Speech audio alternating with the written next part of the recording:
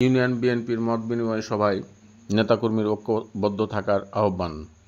চাঁপাইনবাবগঞ্জ শিবগঞ্জ উপজেলার মনাবসা ইউনিয়নে বাংলাদেশ জাতীয়তাবাদী বিএনপির উদ্যোগে এক মত বিনিময় সভায় অনুষ্ঠিত হয়। সভায় ইউনিট, ওয়ার্ড ও ইউনিট পর্যায়ের সকল নেতাকর্মীরা অংশগ্রহণ করেন। সভায় প্রধান অতিথি হিসেবে উপস্থিত ছিলেন দলের সভাপতি ও সাবেক চেয়ারম্যান মোহাম্মদ কামাল উদ্দিন। বিশেষ অতিথি হিসেবে উপস্থিত ছিলেন জেলা যুবদলের সম্মানিত সদস্য মোহাম্মদ আব্দুল লতিফ। আরও উপস্থিত ছিলেন ইউনিয়ন শাখার সেক্রেটারি মোহাম্মদ রেজাউল করিম, সহসভাপতি মোহাম্মদ সবুল হক, সহ সেক্রেটারি মোহাম্মদ রেজাউল করিম সহ আরও স্থানীয় নেতৃবৃন্দ। বক্তারা বলেন, গণতন্ত্র পুনঃপ্রতিষ্ঠা ও নিরপেক্ষ নির্বাচনের দাবিতে আন্দোলনে সবাইকে ঐক্যবদ্ধ থাকতে হবে। বক্তারা বলেন, বিগত সরকারের দমনপীড়ন, নির্যাতনের নিন্দা জানিয়ে তৃণমূলে দলকে আরও সুসংগঠিত করার আহ্বান জানান। বিশেষ অতিথির বক্তব্যে বলেন, শাহপাড়া এলাকায় সকলে কাঁধে কাঁধ মিলিয়ে ও গ্রুপ করে দলবদ্ধভাবে কাজ করতে হবে। প্রধান অতিথির বক্তব্যে বলেন, গ্রামে গ্রামে প্রত্যেকের সাথে সুসম্পর্ক বজায় রাখতে হবে এবং নিজ নিজ বাড়ি আগে ঠিক রাখতে হবে। তিনি আরও বলেন, অধ্যাপক শাহজাহান মিয়াকে এমপি হিসেবে নির্বাচিত করতে পারলে মনাবসা ইউনিয়নের রাস্তাঘাট সহ অন্যান্য কাজগুলো সম্পূর্ণ করতে পারবে।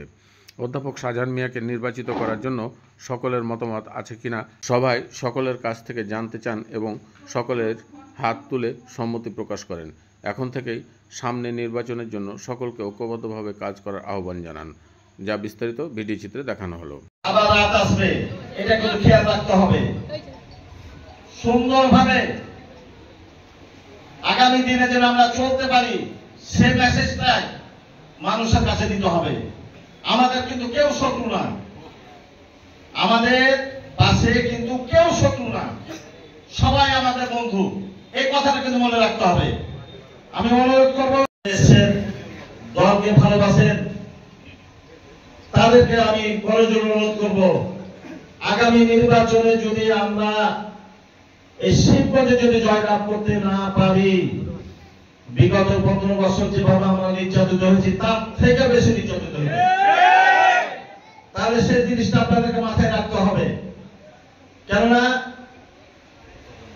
আগামী নির্বাচন আমি মনাবসা ইউনিয়নে কোন ক্ষয়ক্ষতি হতে দিইনি, একমাত্র মনাবসা ইউনিয়নে। কেননা সবাই আমরা ভাই ভাই, সবাইকে নিয়ে আমরা সামনে চলতে চাই। কোন কারণে বিভেদে জড়িত হবে না, আমি অনুরোধ করে যাচ্ছি। কেননা আমরা আগামী দিনে নির্বাচনের জন্য সবারই প্রয়োজন আছে। একটি দল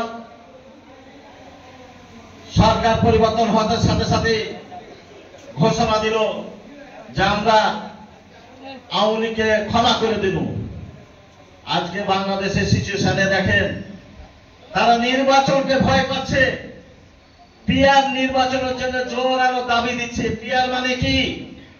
আপনি নির্বাচনে ভোট দিলেন, এখানে এক প্রতীককে, এমপি হবে আর একজন নেশা বসে, আপনার ভোটে কোনো মূল্য নাই কি না, তো গণনা করে 5% জন এমপি হবে। এই বাংলাদেশে 12 থেকে 15% সংখ্যালঘু, তারাও একটা বাক্স রাখে, যখন তারা 50টা সিট দিবে না। পার্বত্য চট্টগ্রামে যারা আছে তারা একটা জায়গাতে নির্বাচন তারা সারা বাংলাদেশে করে, তারা কয়টা সিট দিবে? তারা পার্বত্য সাথে লিখবে না। তাহলে বাংলাদেশ, যখন আমি 11 সালে চেয়ারম্যান হলাম, প্রথমে এসে ছুটা বাড়াতে বলতেছে যে এই বিল ভর্তি না করে দিলে আমাদের বিয়ে শাদী হয় না। আমাদেরকে প্রথম দাবিতে বলছে আমাদের বিয়ে শাদী এখানে আসলে মানুষ ঘুরে চলে যায়, বিয়ে হয় না। কি করতে হবে? বলছে এটাকে ভরার ব্যবস্থা করতে হবে। আমি তাৎক্ষণিকভাবে ক্ষমতার মনে হয় 1 সপ্তাহের মধ্যেই আমি পিআইও ইউনো সাহেব, উপজেলার নেতৃবৃন্দ সবাইকে, ইঞ্জিনিয়ারকে নিয়ে আসলাম। নিয়ে এসে আমাকে বলতেছে, ওখানে পিআইও সাহেব ইউনো সাহেব অফিসে ডেকে বলতেছে যে এখানে যদি আপনি কাজ করেন, মনাবসা ইউনিয়নে আর কোনো কাজ করতে পারবো না, যেটা বরাদ্দ পাবে এফসিসি। কিনের কথা বুঝতে পেরেছেন? আমি ভোট পাই। এত জুলুম অত্যাচারের মধ্যে আপনাদের কিন্তু চেষ্টা ছিল, ভালোবাসা ছিল, কিছু শয়তান গুজব ভোট পাই। এত জুলুম অত্যাচারের মধ্যে আপনাদের কিন্তু চেষ্টা ছিল, ভালোবাসা ছিল, কিছু শয়তান গুজব, একটা নির্বাচন করেছি এই আওয়ামী লীগ সরকারের আমলে, চেয়ারম্যানই করলাম 11 থেকে 16, আবার দাঁড়ালাম, তখনই কিন্তু 12,500 ভোট পেয়েছিলেন। আপনারা কিন্তু 12,500 ভোট পেয়েছিলেন। তারপরে উপজেলা নির্বাচন পাইনি, আমাদের 2 দল মিলে ভোট করে 6,000 জুটেনি। জাতীয় নির্বাচন যেগুলো আমাদের অংশগ্রহণ করেছিল, আমি নির্বাচন করার পরই মনে করছেন আপনাদের সহযোগিতায়, আপনাদের চেষ্টায় প্রথমবার আমরা আগামী দিনে নির্বাচনের জন্য প্রস্তুত থাকি। এবং নির্বাচন বিগত দিনে আমি কিন্তু এখানে মনে করছেন 2বার নির্বাচন করেছি। প্রথম নির্বাচনই বিগত দিনে নির্বাচন করবে সামনাসামনি, এলাকা মাত্রে নির্বাচিত হবে, নির্বাচন আসতে হবে, কিন্তু না অযৌক্তিক কথা বলে নির্বাচনকে পিছানোর জন্য একটা ষড়যন্ত্রে লিপ্ত হয়েছে। তাই আপনারা সচেতন থাকবেন, আগামী দিনে এই নির্বাচনটা যেন আপনারা সঠিকভাবে করতে পারেন, সবার সহযোগিতা আপনারা কামনা করবেন। আমি অনুরোধ করছি আপনারা প্রত্যেকটা নিজের বাড়ি আগে ঠিক করবেন।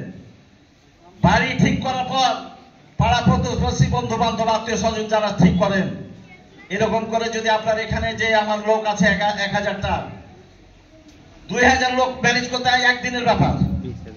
এই ঢাকায় অনেক বড় বড় প্রজেক্টে অনেক অনেক কোম্পানিতে সে পাথর সাপ্লাই দেয় এবং সে তার অনেক জায়গাতে, এবং তিনি একজন চেম্বারের সদস্য। তিনি প্রত্যেকটা ব্যবসার কাজে প্রতি মাসে তাকে ঢাকায় থাকতে হয় এবং ঢাকাতে সপ্তাহে 3 দিন 4 দিন ঢাকা, 3 দিন 4 দিন সেই মনাকাশাতে ছুটে আসে কার জন্য? সে হচ্ছে মনাকাশা ইন্ধনবাসীর জন্য। সেই আমার জানা মতে যতটুকু সম্ভব প্রত্যেকটা সপ্তাহে 4 বার যায়, 4 বার আসে।